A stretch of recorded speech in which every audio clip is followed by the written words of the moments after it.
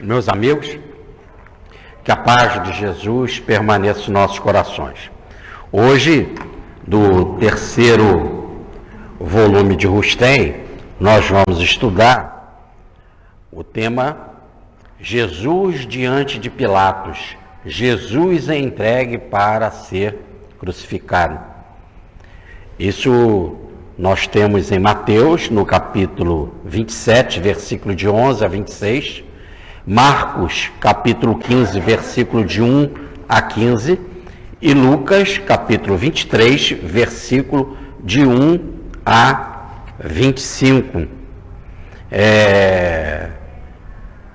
Vamos fazer a leitura da parte de Lucas. Toda a assembleia, melhor, a parte de Lucas diz assim, versículo 1, em diante. Todo o conselho se ergueu e levou Jesus a Pilatos. E se puseram a acusá-lo desta forma: este homem, nós o encontramos a subverter o povo, proibindo se pague os impostos a César, e dizendo ser o Cristo e Rei. Pilatos o interrogou: és o Rei dos judeus? Respondeu Jesus: tu o dizes. Observou então Pilatos os principais dos sacerdotes e ao povo: nenhuma culpa acho neste homem. Aqueles, porém, com mais insistência, afirmavam: ele subleva o povo com o ensino que vem espalhando por toda a Judéia, desde a Galiléia, onde começou, até aqui. Pilatos, ouvindo falar da Galiléia, perguntou se aquele homem era galileu. Quando soube que era da jurisdição de Herodes, mandou a este, que na ocasião também se achava em Jerusalém. Ao ser-lhe apresentado Jesus, Herodes, muito satisfeito ficou, pois de longo tempo desejava vê-lo. Tanto tinha ouvido falar dele, contava que o veria a fazer algum sinal, algum prodígio. Dirigiu-lhe muitas perguntas, mas a nenhuma delas Jesus respondeu. Os principais dos sacerdotes e os escribas presentes o acusavam com muita insistência. Herodes, cercado de sua corte, o tratou com desprezo e, escarnecendo dele, vestiu-lhe uma túnica branca brilhante e o devolveu a Pilatos. Naquele dia, Herodes e Pilatos, de inimigo que eram antes, se tornaram amigos. Pilatos convocou os principais sacerdotes, os anciãos e o povo, e lhes disse: vós me apresentaste este homem como um sublevador do povo, e eis que, tendo interrogado na vossa presença, nenhuma culpa achei das que o acusais, nem tampouco Herodes, a cuja presença o mandei. Nada tem ele feito, parece-me, que o torne passível de morte. Assim, depois de o castigar, soltá-la-ei. Ora, como ele tivesse que soltar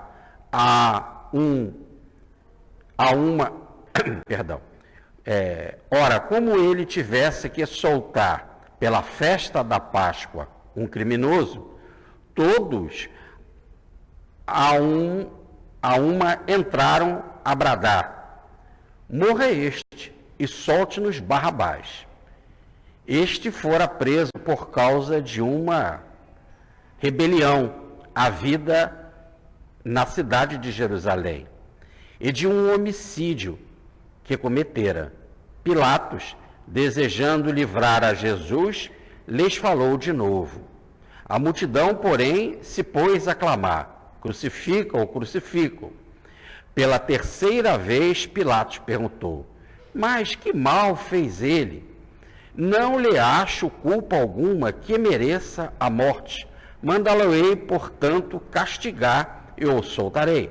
Mas eles insistiram, pedindo em altos brados que Jesus fosse crucificado. E seus clamores, a todo momento, recrudesciam. Afinal, Pilatos ordenou se fizesse o que eles pediam. Ao mesmo tempo, soltou o que fora preso por causa da rebelião e do homicídio, conforme lhe exigiam, e permitiu que de Jesus fizesse o que quisessem. Bom, nós temos aqui a presença de Pilatos, né? O procurador de Roma, a autoridade máxima dada aqueles que tinham o poder sobre a região, que era Roma. Ele era o representante de César. Ali ele se encontrava com plenos poderes.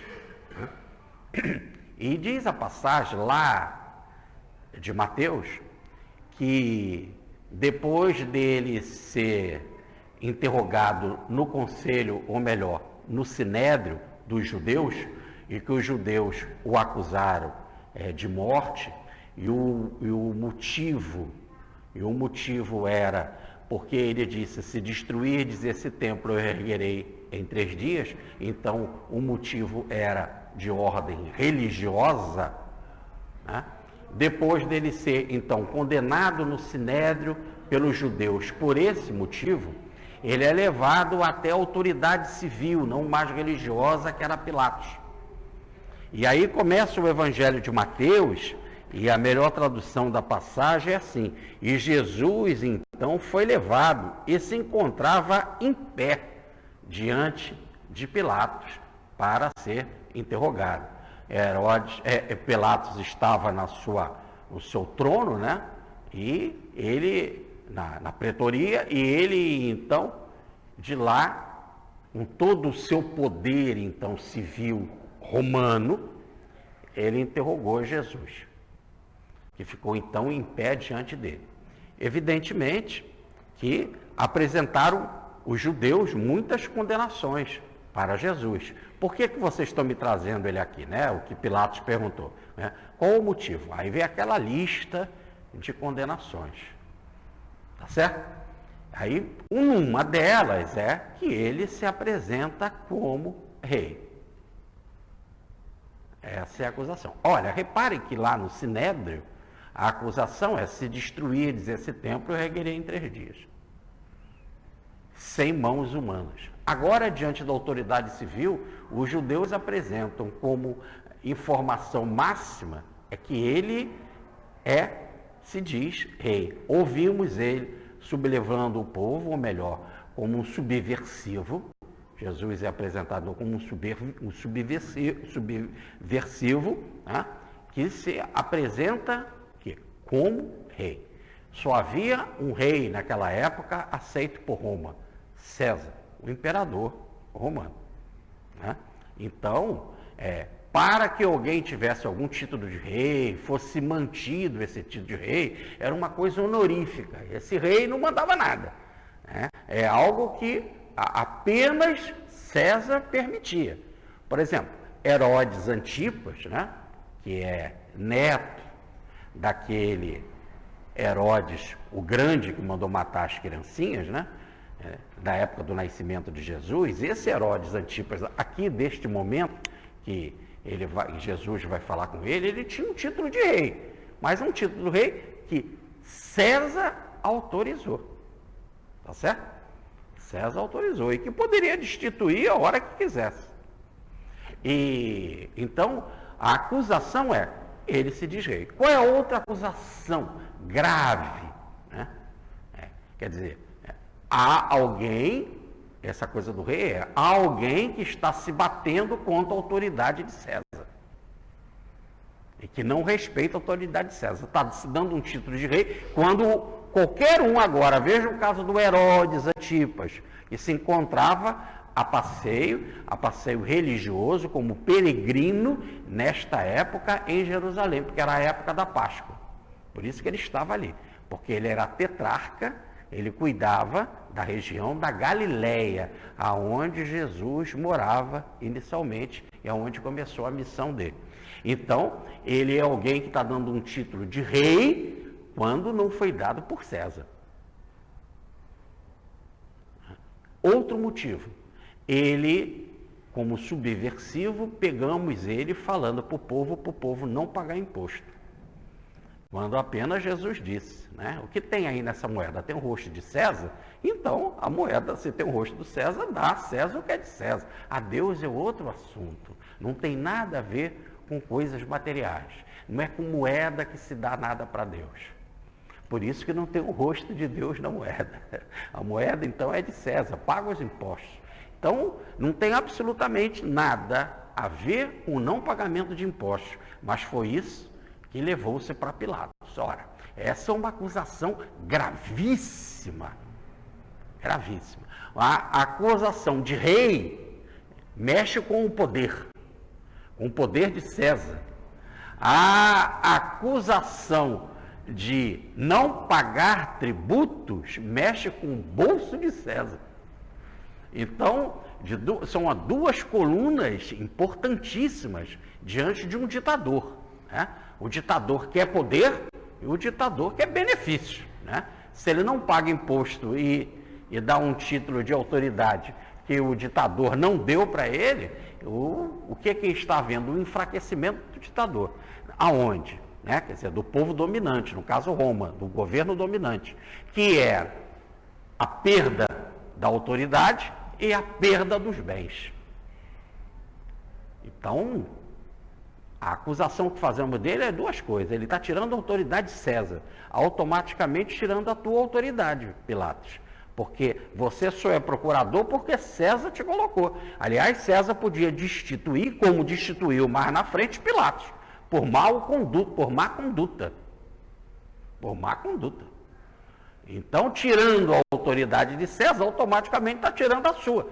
Que você é alguém que recebeu esse cargo de procurador de César. E mais, tirando os benefícios de César, que é o pagamento de imposto, está tirando o seu também, porque os seus benefícios, o seu salário, as condições, as benesses todas que você recebe como procurador, né? E todas as vantagens, etc., vêm do dinheiro da onde? Dos impostos. E ainda fala, e aqui é muito interessante que nós lemos isso em Lucas com cuidado, tem um E aqui definindo, diz assim, pegamos ele então como subversivo na frente do povo, dizendo ser o Cristo e Rei. Bom, repare que tem um E, né? Uma ligação em Cristo e Rei, duas coisas. Pilatos não perguntou sobre Cristo. Pilatos não estava interessado em negócio de Cristo, no sentido religioso. Isso é um problema dos judeus. Os romanos sempre deram liberdade para os seus povos dominados, né? Isso faz parte do clássico direito romano, que vivesse a sua religião, a sua maneira. O que eles queriam? Respeito à autoridade e pagamento dos impostos. Para isso, faziam um censo. O censo, por isso que começa a vida de Jesus com um censo, não é isso? Lá no nascimento, lá em Belém, para que no censo pudesse saber bem quem são as pessoas, qual é o contingente de homens daquela localidade, né? O quanto que se poderia pagar de imposto, que bens possuíam, o que se tinha de gado, qual era a idade desses homens para se eles fossem chamados para a guerra. para fazer um levante, para fazer um controle total. Roma, então, baseado nesse controle, queria respeito à autoridade e pagamento dos impostos.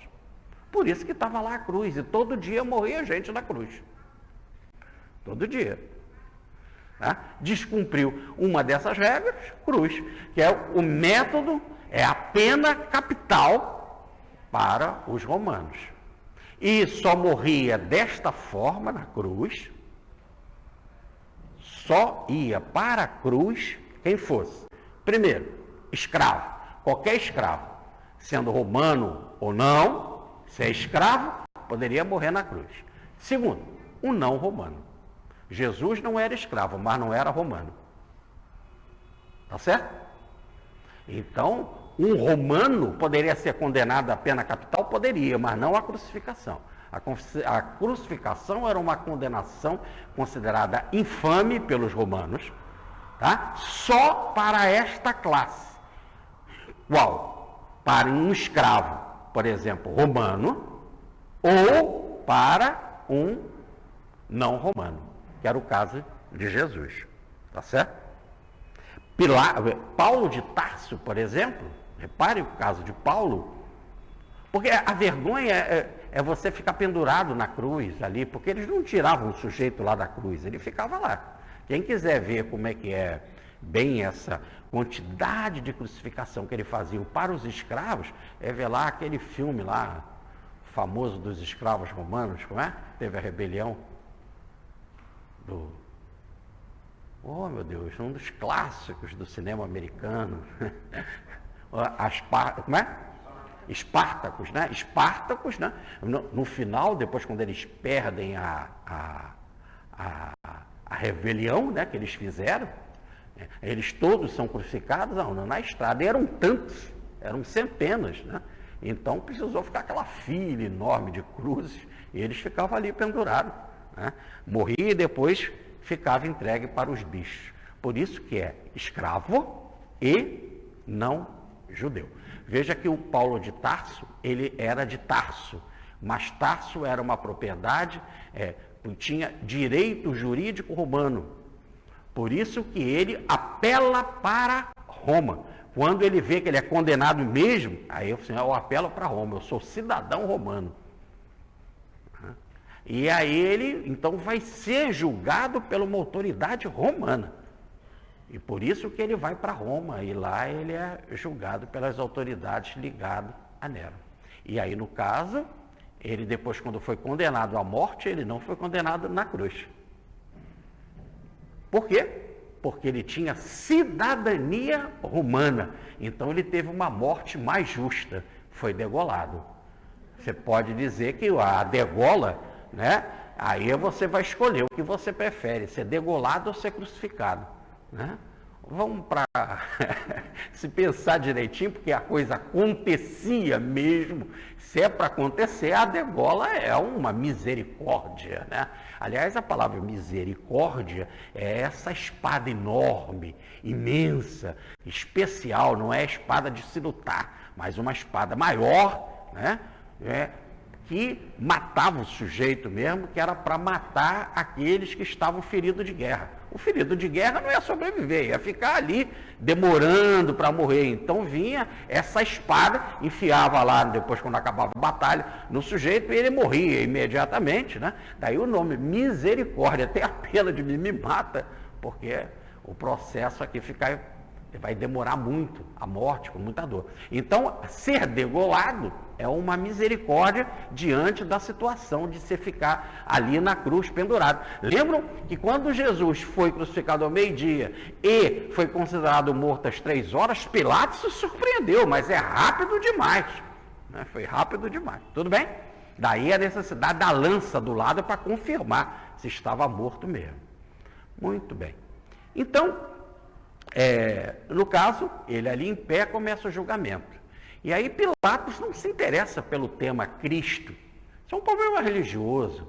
Apesar de que nós temos visto que a palavra Cristo tem a ver com ungido, e mesmo quem não era judeu e era introduzido como rei, ele era ungido com óleo, né? Mas ali eles estão apresentando como o Cristo. Rei Cristo, no sentido judaico. Ele não se interessa, então, pelo tema Cristo. E ele, então, só faz a pergunta direta sobre aquilo que interessa a ele. Tu és rei? Tu és o rei dos judeus? É isso que Pilatos, então, se coloca. E de que forma? Uma pergunta com autoridade civil. Aí Jesus responde para ele. Tu dizes. É você que está dizendo isso, né?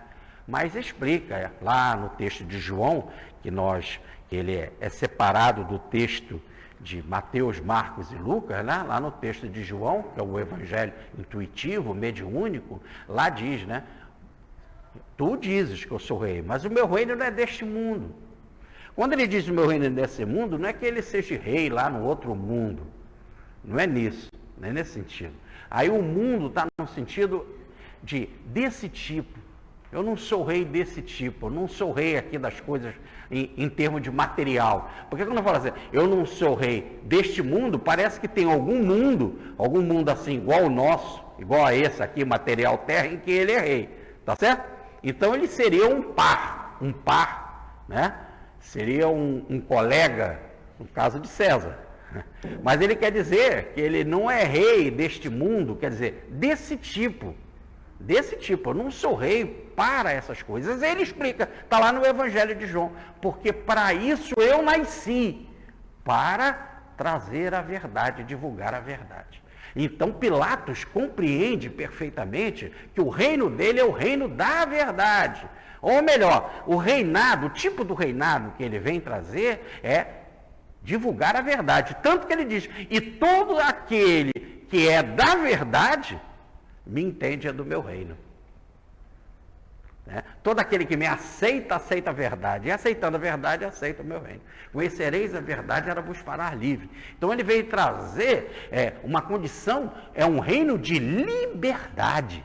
Porque quem conhece a verdade, que ele veio trazer essa verdade, gera liberdade. Roma nunca gerava liberdade para ninguém. Né? Você tem que pagar os impostos, e os próprios romanos tinham determinados impostos, menores, mas tinha, e também tinha de respeitar a autoridade que era César, os próprios romanos. Tanto que ele era chamado de Senhor, Domini, daí ser cultuado aos domingos. Domini, domingo, Senhor. Então os romanos tinham de cultuá-lo. Mas Jesus não fala para me cultuar. Fala, vim trazer a verdade. Todo que aceita a verdade é do meu reino. Para isso eu nasci. Pilatos, então, compreende perfeitamente que Jesus, é isso que é o importante, que Jesus não estava se apresentando nada como rei. Tá certo? E logo, então, vem o texto, em seguida, que vai dizer assim, viu, então, que ele estava sendo apresentado por inveja. Tinham inveja dele, porque o povo gostava dele, porque o povo admirava, porque ele fazia coisas extraordinárias, fenômenos extraordinários, que se ele continuasse assim, é lógico que Pilatos mandou investigar Jesus.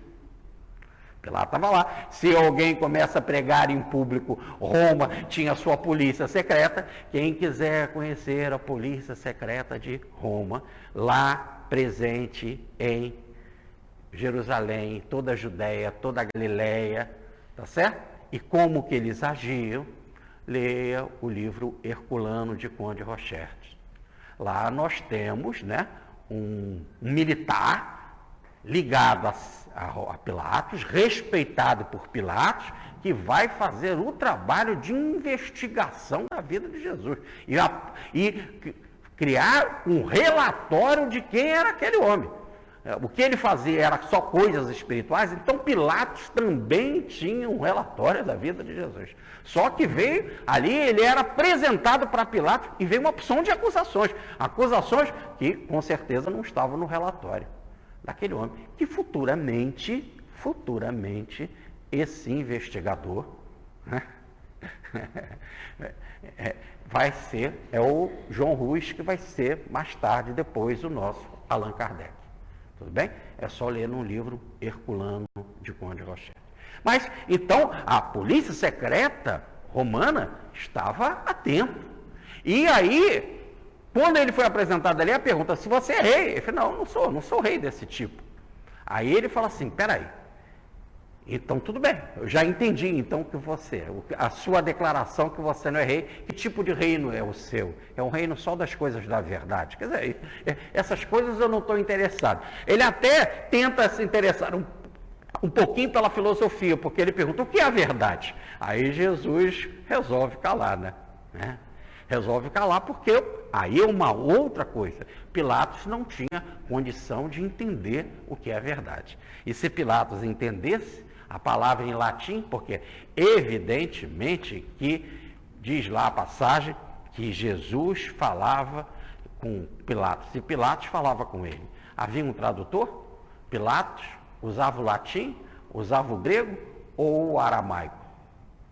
Repare que na condenação de Jesus, lá na cruz, bota-se os 3 idiomas. A língua mais comum era o grego. Tudo indica, falam mais os tradutores, que Jesus falava com ele em grego. Mas nada duvida-se muito disso. Pelo seguinte, será que Pilatos, na sua posição de procurador, vai descer da sua língua para querer falar com outro só para poder entender? O máximo que ele podia botar é o tradutor, mas é muito estranho. O que mostra também é a grande capacidade, no caso de Jesus, mas isso hoje a gente entende bem, de Jesus estar falando na língua de Pilatos.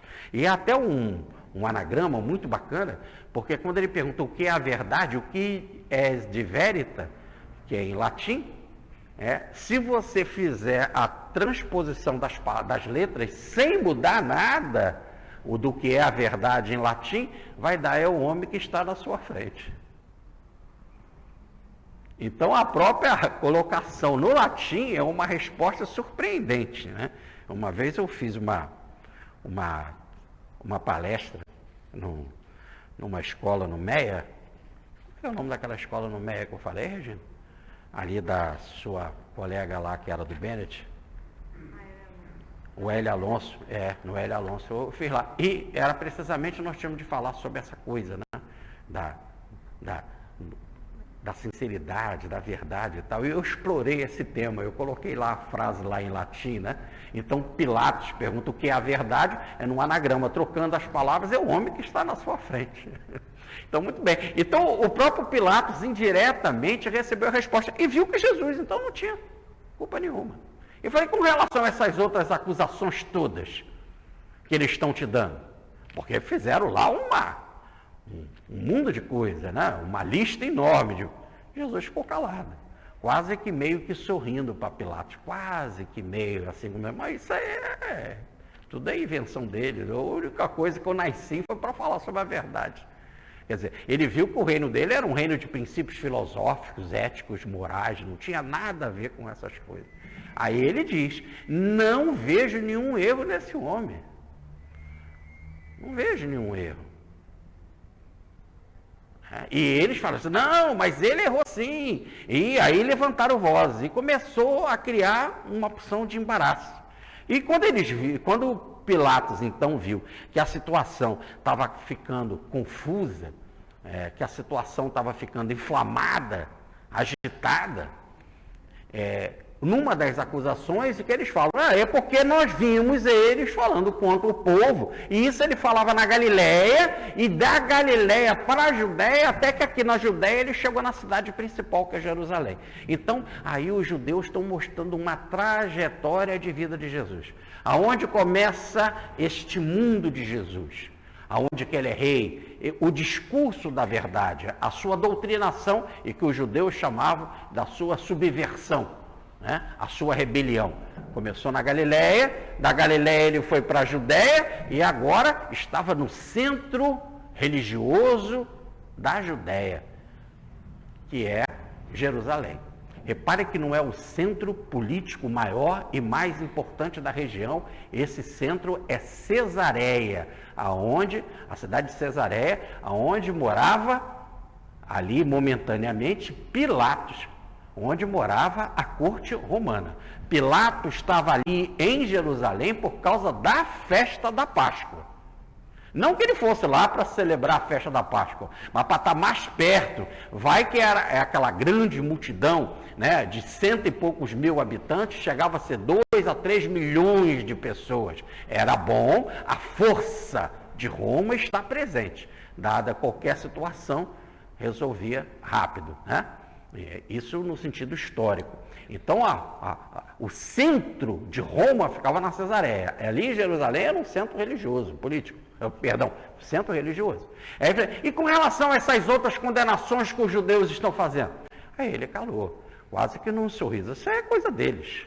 A única coisa que eu venho pregando sobre a verdade. Aí eles falaram, não, nós vimos ele fazendo rebelião contra o povo, desde a Galileia, passando pela Judéia, agora está aqui em Jerusalém, nessa festa principal aqui na Páscoa, diante de milhares de pessoas, falando dessas coisas de não pagar imposto, de que é rei, que é Cristo, etc, etc. Aí Pilatos se interessou. Poxa, tá bom, então é uma forma da gente se livrar desses invejosos. Pilatos estava ali, coerente com Jesus. Então é fácil, já que ele é da Galileia, então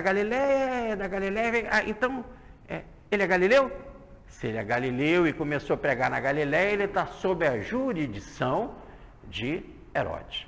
Não que ele, Pilatos, não tivesse autoridade na Galileia, mas indiretamente deixava Herodes agir, porque se Herodes não agisse com coerência com a vontade de Roma, ele perderia o poder dele como rei.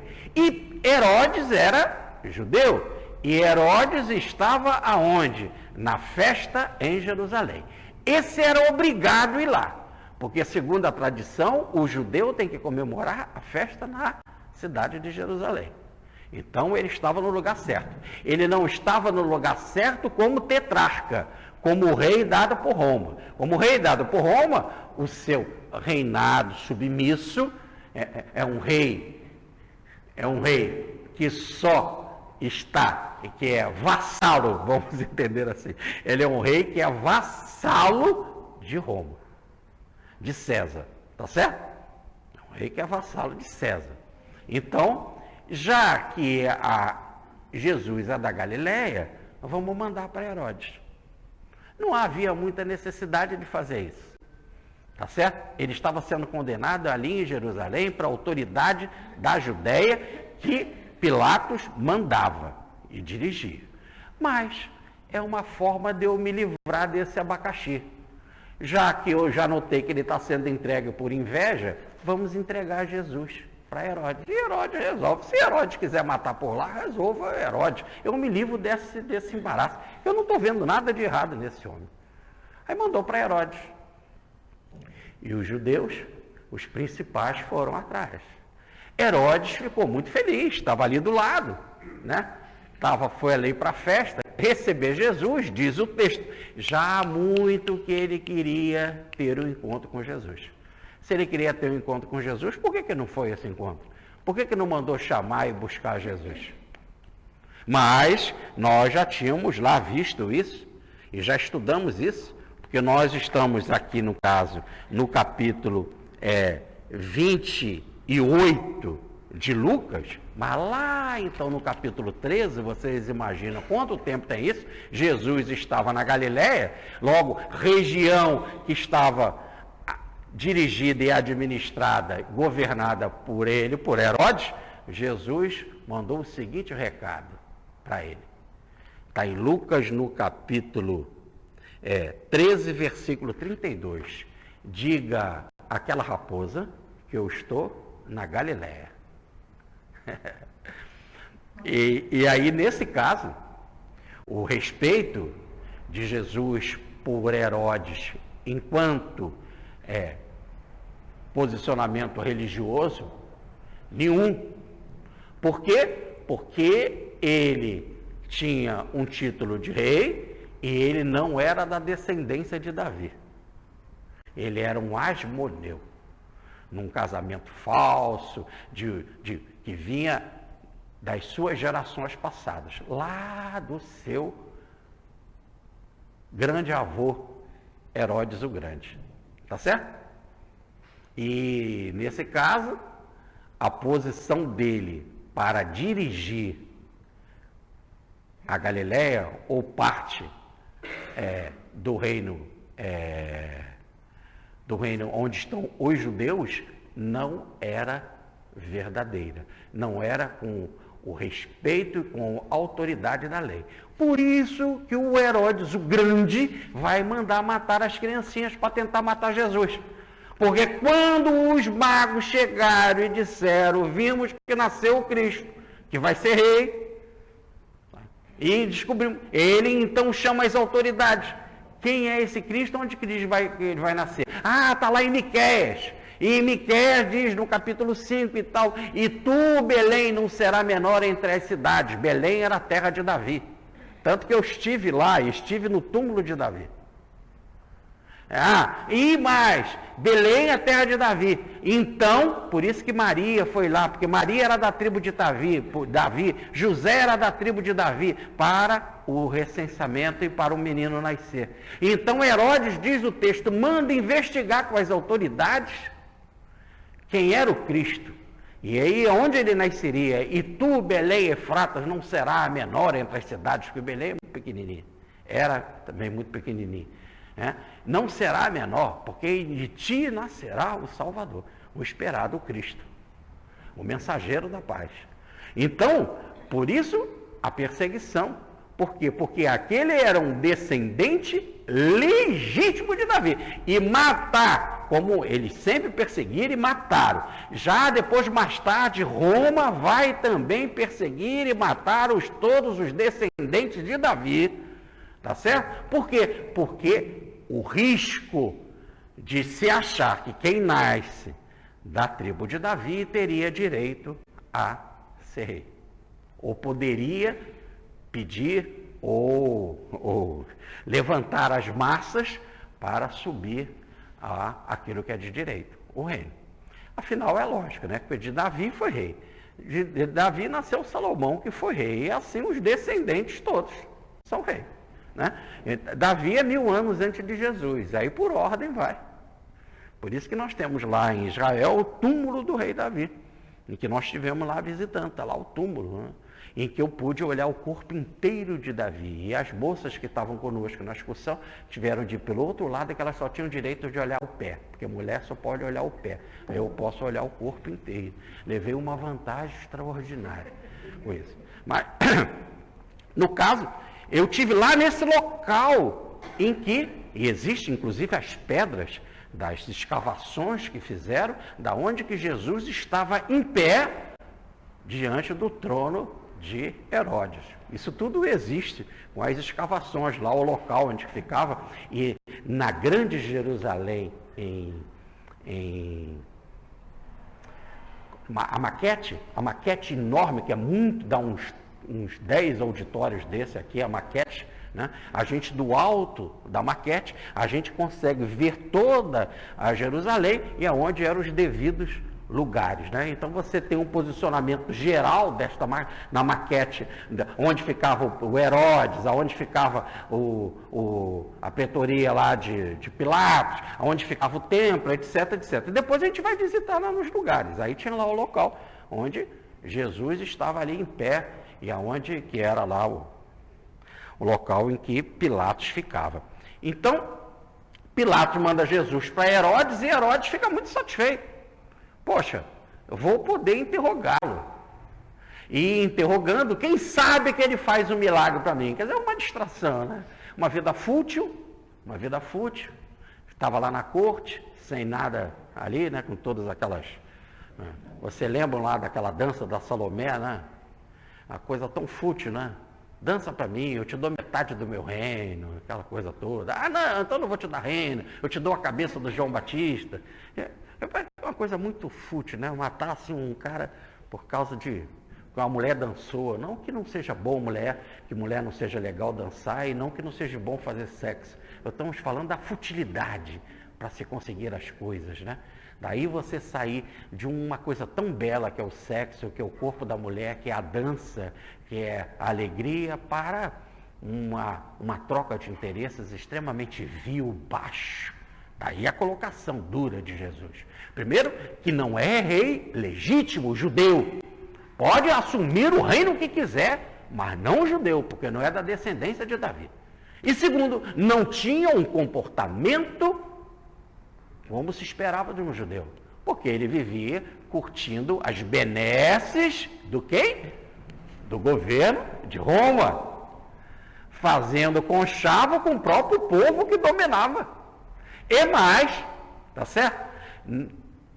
Fez o que fez com João Batista, numa situação assim tão vil,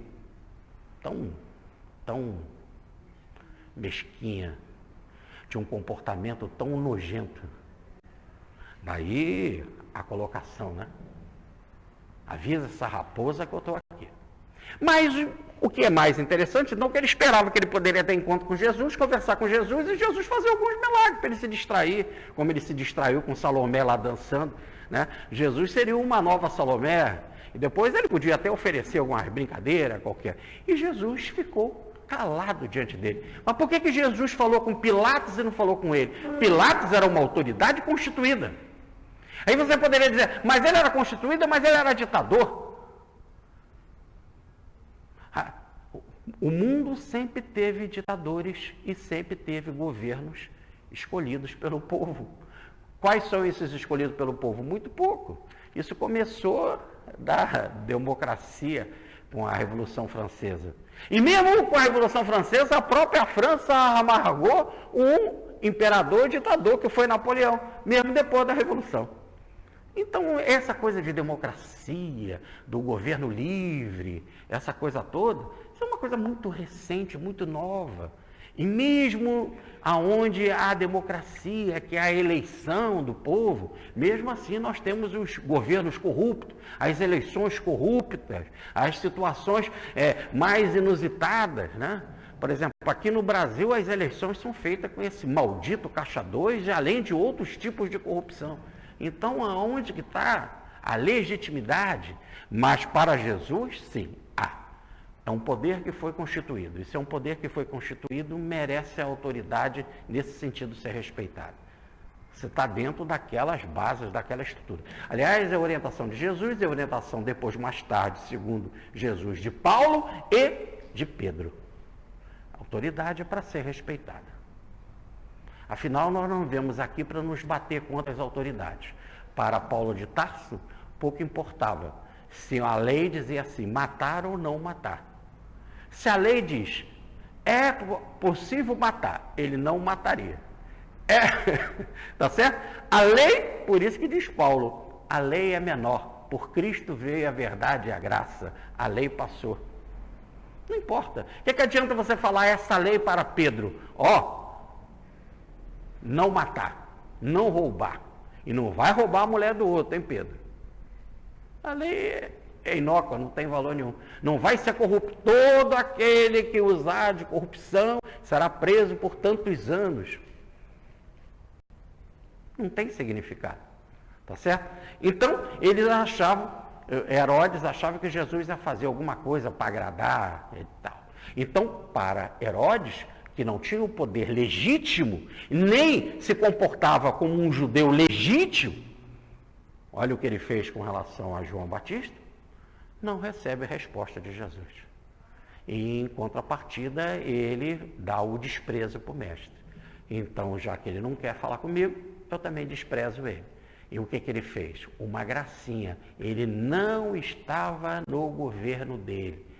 Ele estava ali a passeio. Ali ele não tinha autoridade. O máximo que ele podia é, no caso, prender Jesus e levar para a sua terra e lá fazer o julgamento, se ele quisesse.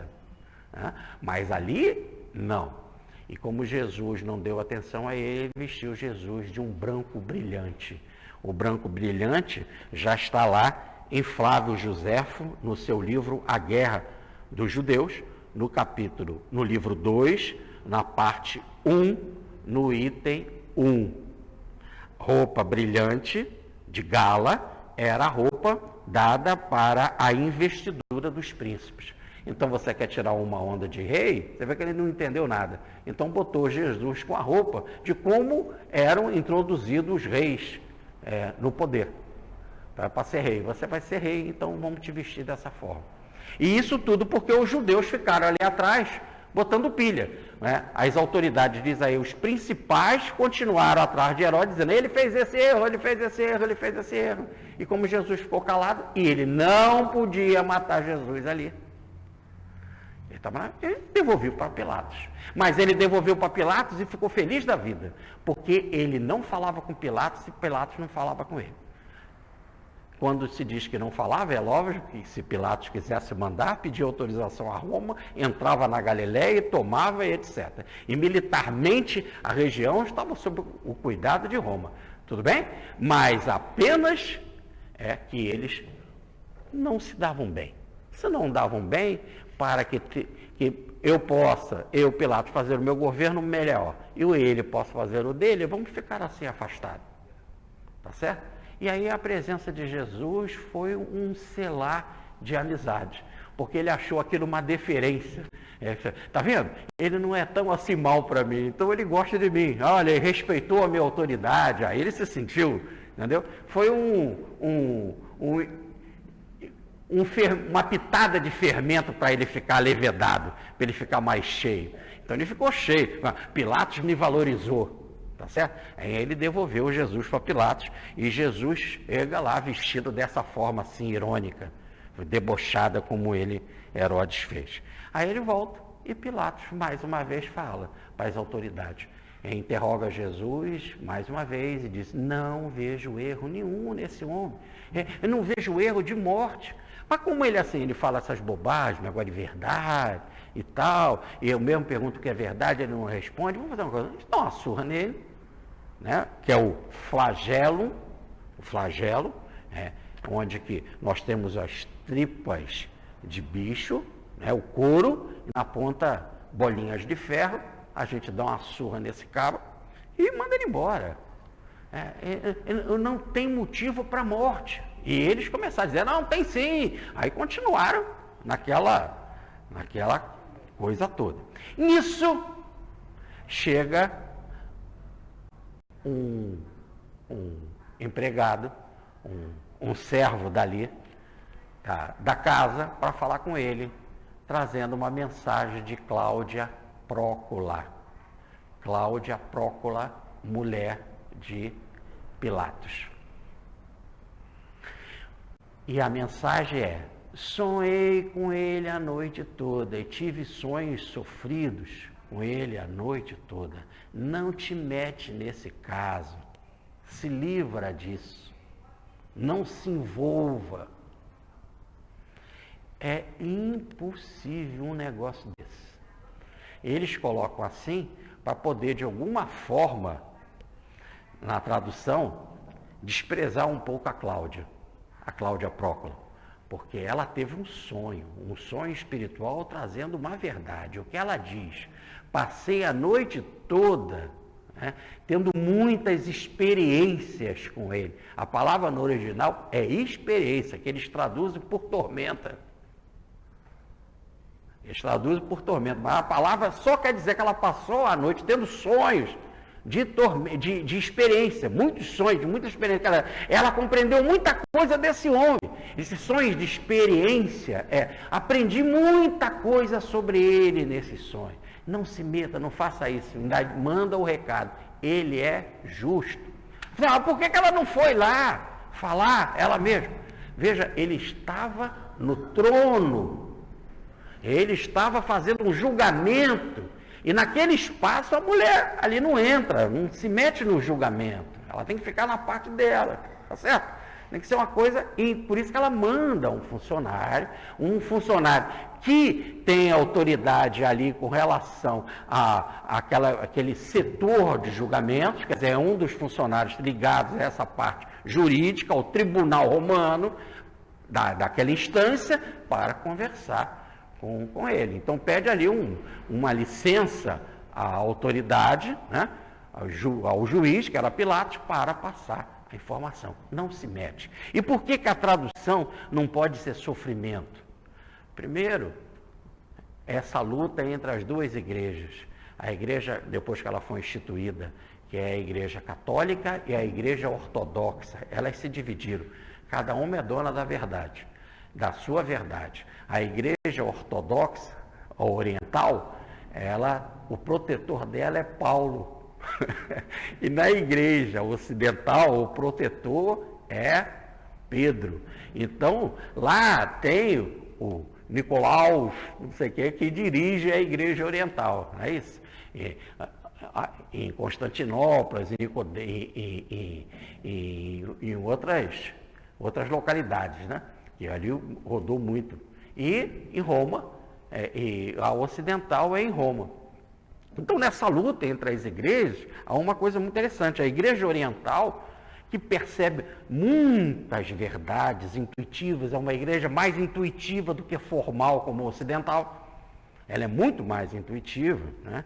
Por exemplo, nesta igreja nós temos todo o controle do Apocalipse, das coisas de João Evangelista, por exemplo, aquele túmulo lá na Grécia, em Patmos, aonde João ditou o Apocalipse, tudo está sobre a orientação da igreja oriental.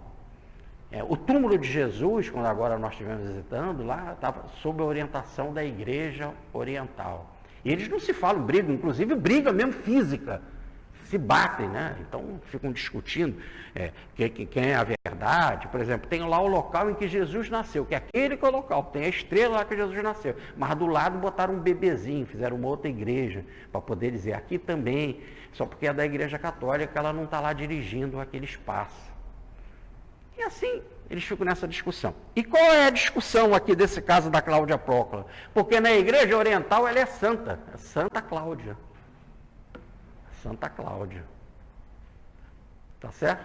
E na outra igreja ela não é santa. Mas agora no Concílio do Vaticano II, já começa a se falar, no Concílio do Vaticano II é na década de 60, né? Do século passado, que ela teve realmente um sonho verdadeiro, que o Espírito Santo ou um anjo falou através dela para levar a orientação de que realmente Jesus é um justo, que essas manifestações existem, que manifestação onírica. Aliás, é tão comum, né, no caso dela, porque foi assim que com todas as revelações oníricas que José teve, inclusive para receber Maria em casa, para receber a informação de que Jesus viria através de Maria, que ele deveria fugir do Egito para com o Egito, com a família sagrada, e ele depois recebeu também sonho lá no Egito, porque a manifestação mediúnica não depende de lugar. Aí também lá no Egito o anjo apareceu mandando ele voltar, ele volta para Jerusalém. Jerusalém diz que Arquelau estava no poder, parente de Herodes, e que ele não era bem ajuizado da cabeça, era vaidoso como o pai, e aí então ele recebe a orientação para não ficar em Jerusalém, para Nazaré. Aí ele vai para Nazaré, aonde ele vai ser construtor em Nazaré. A palavra é mais do que carpinteiro, né? Também mexe com madeira, com pedra, com ferro, da ideia mais de um construtor. Bom, no caso, é um mestre de obras, seria melhor assim. E aí no caso, repare que Cláudia teve a mesma informação, a informação mediúnica, onírica, de que Jesus era um justo. E nunca poderia a tradução ser sofrimento, porque imagina ela passar a noite toda sofrendo com Jesus. Imagina Jesus aparecer para alguém e ser caso de tormenta. Isso é a posição do obsessor. O obsessor no cemitério dos Gadarenos é que falou isso. Quando Jesus chega no cemitério dos Gadarenos, e ele estava lá, nesse local. Também foi um espaço que nós visitamos, muito interessante. Mas lá nesse cemitério dos Gadarenos, o obsessor estava, ele era uma legião, eram os espíritos, né? Estavam dominando aquele obsidiado. E quando Jesus chega, ele já sabia que Jesus era filho de Deus, ou melhor, um ser divino, que vinha com a mensagem da verdade, vinha como um ser espiritual positivo para fazer o bem. E ia tirar ele da posição de obsessor daquele sujeito. Ele e a sua turma. Então ele chama Jesus, por que me atormentas, Senhor? Então Jesus era um tormento para ele, porque ele ia perder a sua condição de negatividade. Sabia que o seu momento estava contado. É como a gente pudesse dizer, parafraseando o Betinho, né? Quem tem fome tem pressa, quem faz mal tem pressa. Aliás, o Balde explica isso no livro Técnica Funcional da Lei de Deus. O mal que está desabando, ele tem pressa, porque ele sabe que o tempo dele é curto. Ele tem que resolver rápido, porque ele está perdendo o terreno. O bem vai vencendo sempre. Ora, então, ela não poderia passar a noite sofrendo nem com o enviado de Jesus. Jesus mandaria algum enviado para ela sofrer. Por isso que a palavra é a sua experiência. Passei a noite tendo experiência, muitas, sobre ele. E sei que ele é um justo. Não se meta nesse caso. Então vem mais essa informação. Aí ele vem com uma nova verdade. Agora sim. Então, que mal fez esse homem? Eu não encontro nada nele que diz aqui que seja passível de morte. E ele ainda fala isso. A gente dá uma surra nele e manda ele embora. Não devia de dar surra. Se não encontra nada, não devia de dar surra. Mas é uma forma de fazer um agradozinho a vocês. Pô. E a surra era quebrar o sujeito mesmo. Né? A surra era uma coisa de louco. Mas a gente manda ele embora. Agora vê essa informação da mulher dele. Depois da segunda interrogatória. Não faça, ele diz, não vejo erro nele, não vejo erro. Peguei, uma vez ele disse, não vejo. Segunda, mando para Herodes. Aí ele vem com a seguinte informação, nem eu, nem Herodes vimos erro nele de morte. Nem Herodes. Até Herodes mandou ele com essa roupa aí. Ele é um louco. Um cara que foi lá nem mostrou fenômeno nenhum para Herodes. Então dá uma surra nele e libera. Aí vem a informação da Cláudia, da mulher dele. Aí isso mexe bastante com ele. Aí ele lembra de algo muito interessante. Tá, é festa da Páscoa. E se é festa da Páscoa, é comum eu, para agradar, soltar um dos presos. E aí, quem vocês escolhem? Barrabás ou Jesus? Tá certo? E diz a passagem aí que as autoridades judaicas, os principais judeus, fizeram foram subversivos, né?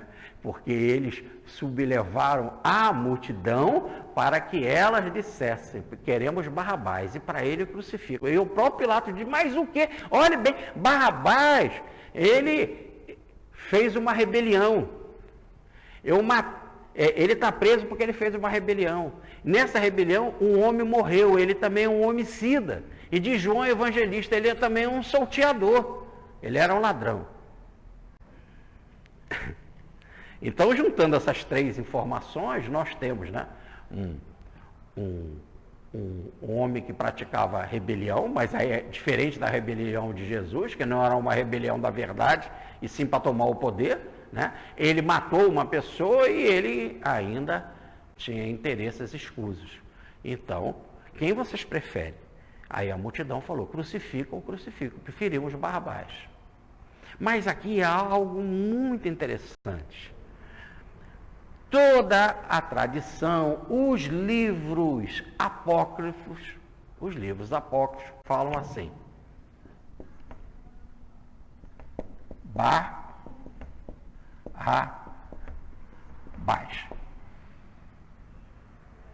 Tá?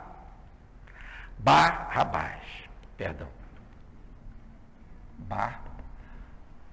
Barrabás. E os livros apócrifos falam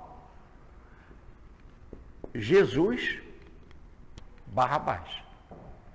E o Orígenes, um dos principais pais da igreja do século III, diz toda a tradição.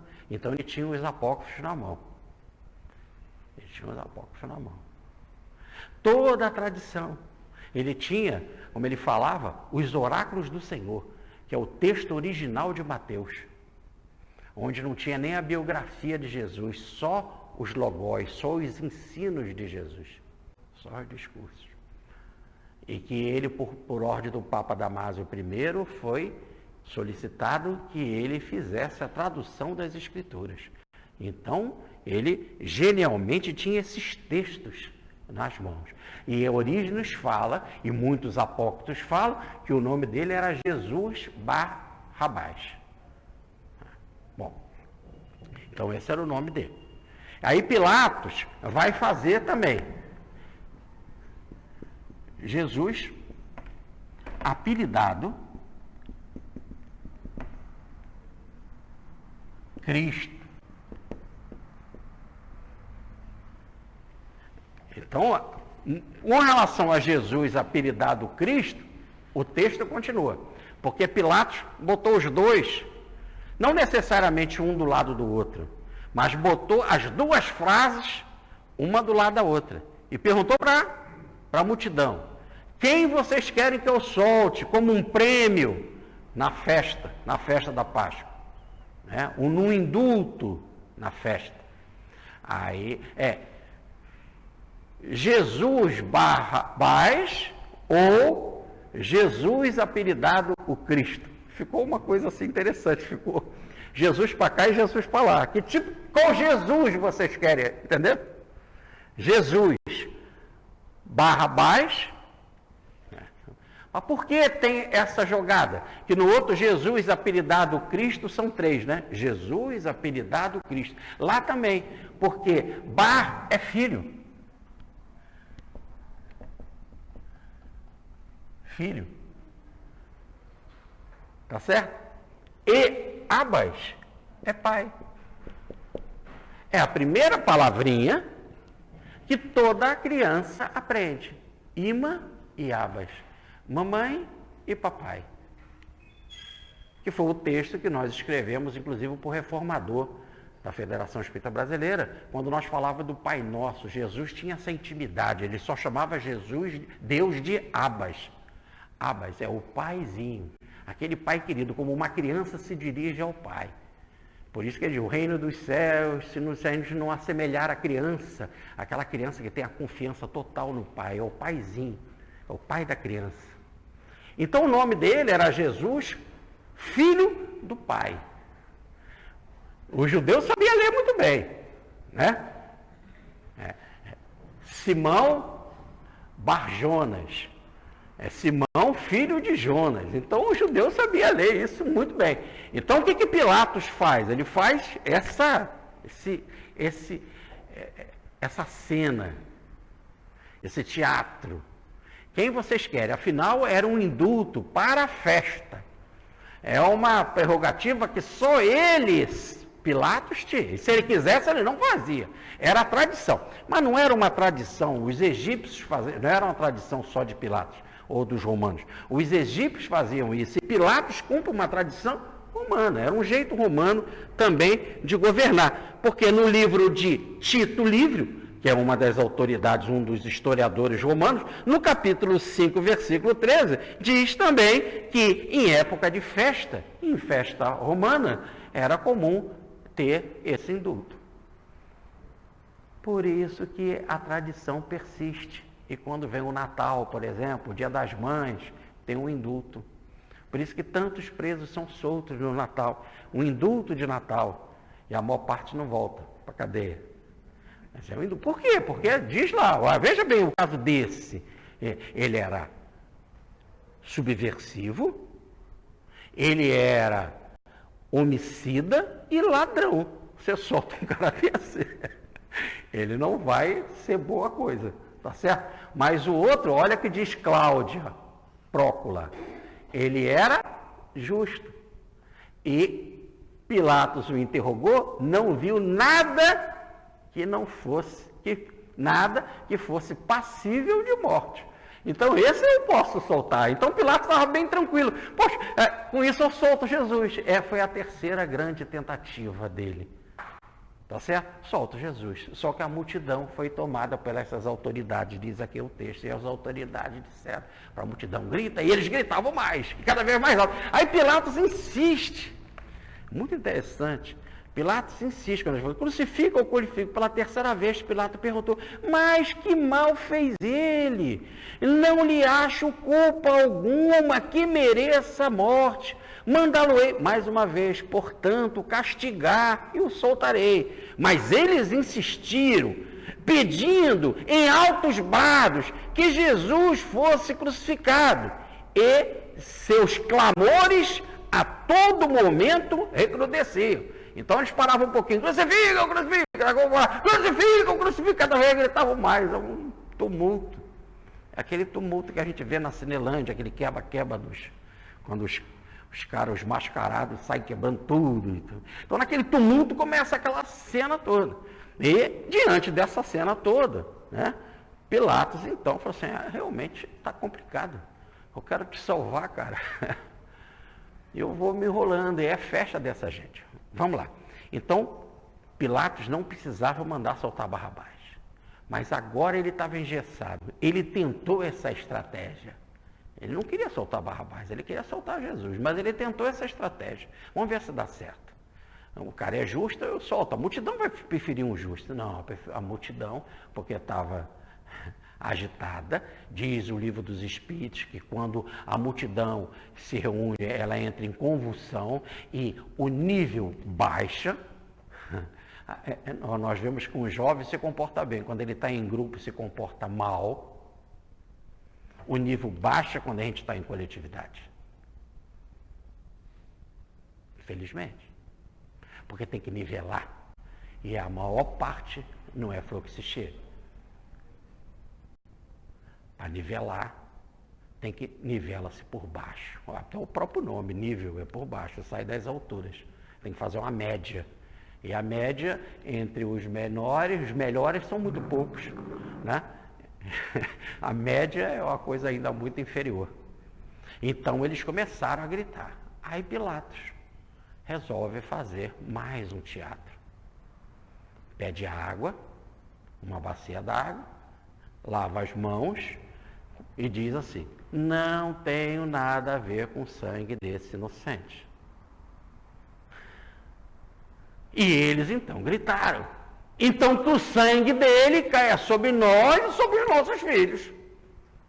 Nós estamos assumindo.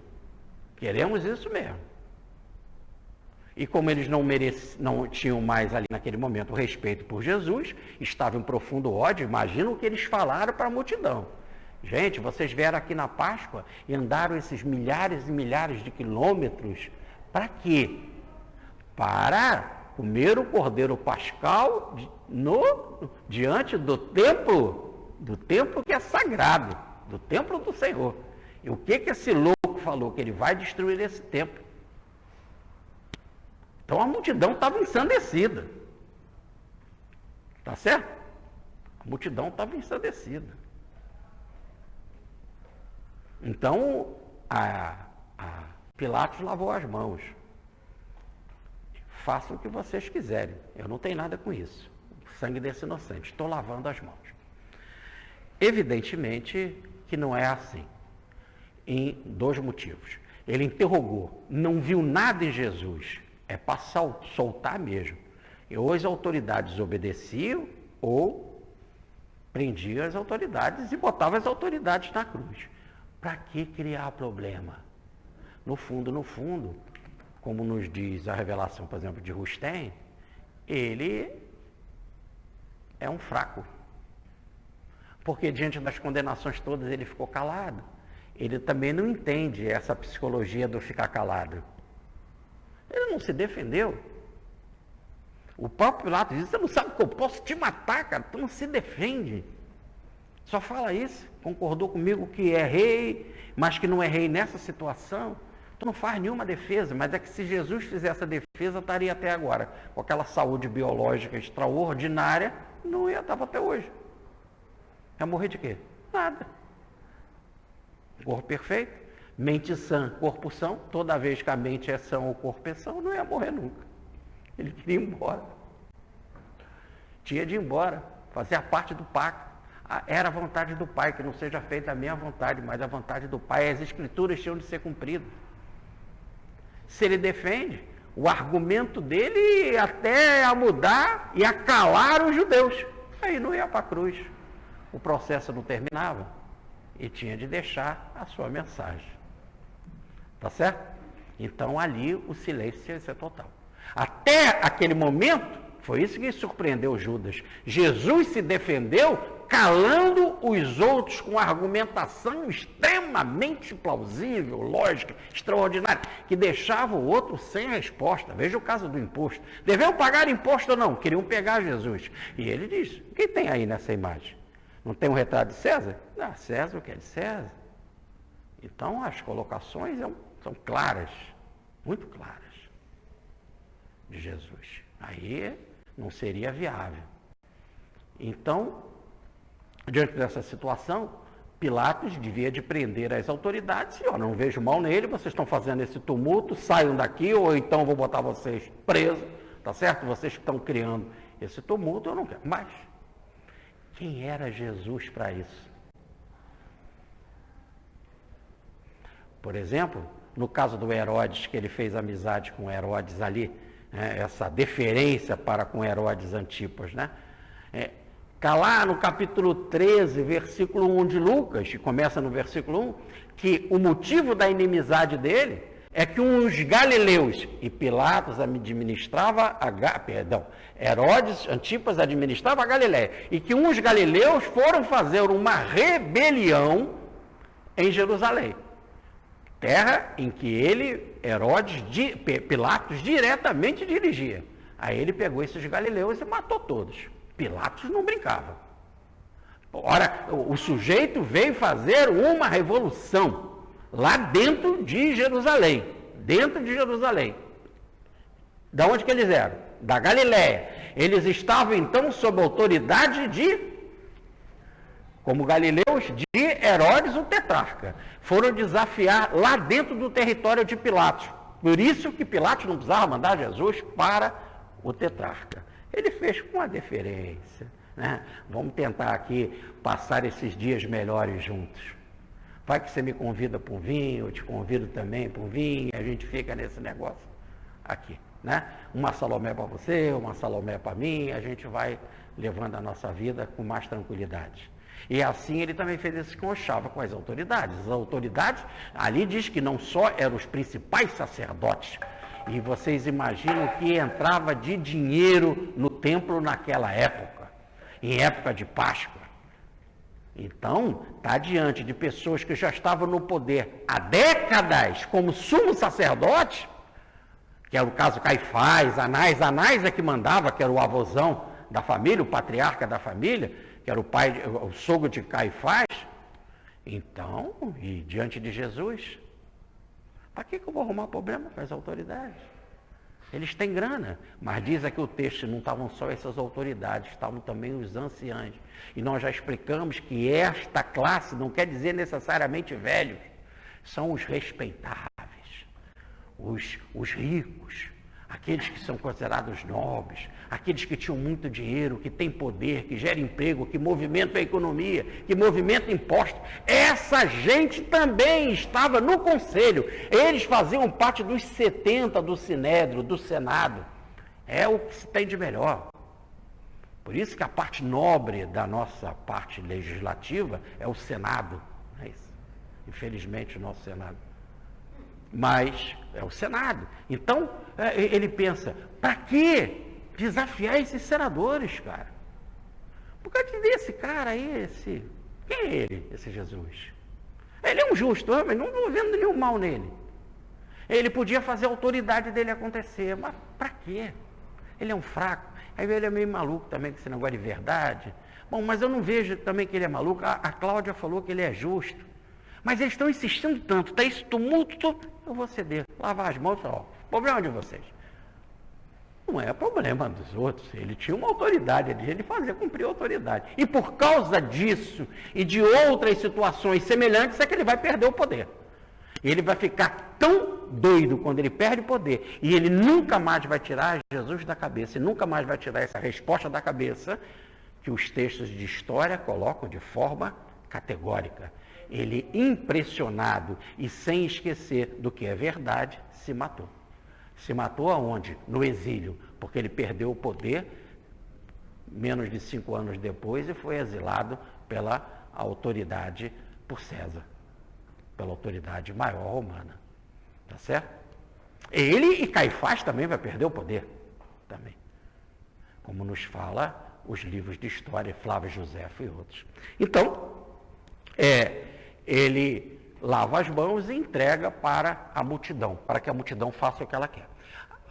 Aí é um pequeno erro de interpretação, quando ele fala entrega para a multidão, parece que foi a multidão que crucificou Jesus. Não, entrega para a multidão no sentido, entrega para a vontade da multidão, para que se cumprisse, não o que ele queria, mas o que era a vontade da multidão. Não leia, é igual quem comprou aquele terreno, foi Judas que comprou. Não, mas se ele jogou o dinheiro lá e foi se matar, mas é que foi com o dinheiro de Judas. Então é nesse sentido. Então, é a multidão que ia matar, porque não era ele que ia matar, era a multidão, quer dizer, não era a vontade dele, era a vontade da multidão, nesse sentido. Mas quem cumpriu o processo, quem conduziu a crucificação, foi o poder instituído, militar instituído por ele. Tinha um tribuno, o tribuno foi guiando os soldados prenderam Jesus, amarraram, botaram lá o patíbulo, né, e levaram ele, então, para o Calvário para ser crucificado. Então, crucificado pelas autoridades militares romanas, por ordem de Pilatos. Mas, diz ele, não é para cumprir a minha vontade, mas é para agradar a multidão. Muita paz, fica com Deus.